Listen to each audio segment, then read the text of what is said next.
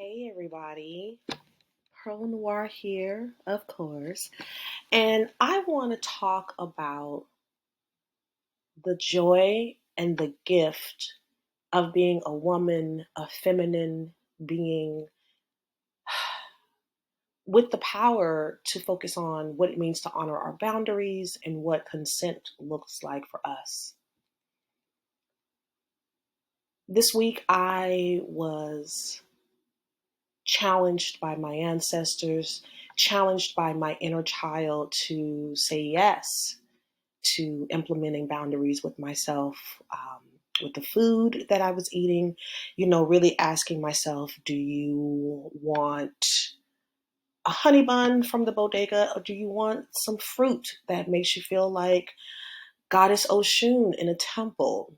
Do you want that family size bag of chips to comfort your body at this point in your healing journey, or do you want something else? What feels good to you? I also was gifted with the honor of saying to myself that honoring my boundaries also looks like honoring that I'm not a toy for people to pick up when they are ready, or when they see someone else loving me, someone else in my life. I'm not a person who is limited to what I would call tantrum love. I see you with someone else. I don't want to really put energy into you, but I want something from you. And instead of admitting that I really don't want a connection with you, I'm going to throw a tantrum when I see you being loved by other people simply for existing. And then I said to myself, let's take the concept of boundaries and consent with self even further.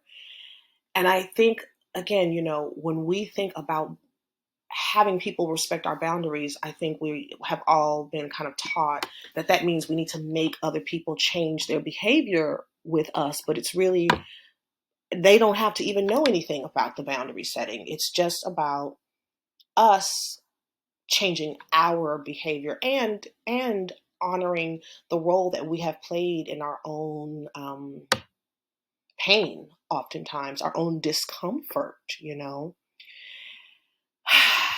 So I want to encourage you, as I have been encouraging myself, to really focus on what it means to honor boundaries and consent with self. From the smallest thing of what are we eating? What are we drinking? Are we really nurturing ourselves? Or are we going with the flow and doing what is just, natural to us? Are we having a gumbo experience or a pink slime McDonald's experience? And then let's take it further. A lot of times it's like, I'm going to honor my peace. I'm not going to let anyone come around and be negative, with me because I'm honoring my boundaries. They don't have the consent to just be negative with me. But what about when we're negative in our own mind? What about when we are extremely hard on ourselves? What about when we feel guilt or shame for honoring our boundaries, and for having new boundaries? Because sometimes we change. And the truth is, when it comes to consent and boundaries, sometimes you can say yes and in 1 minute, in one scenario, and maybe you have changed your mind.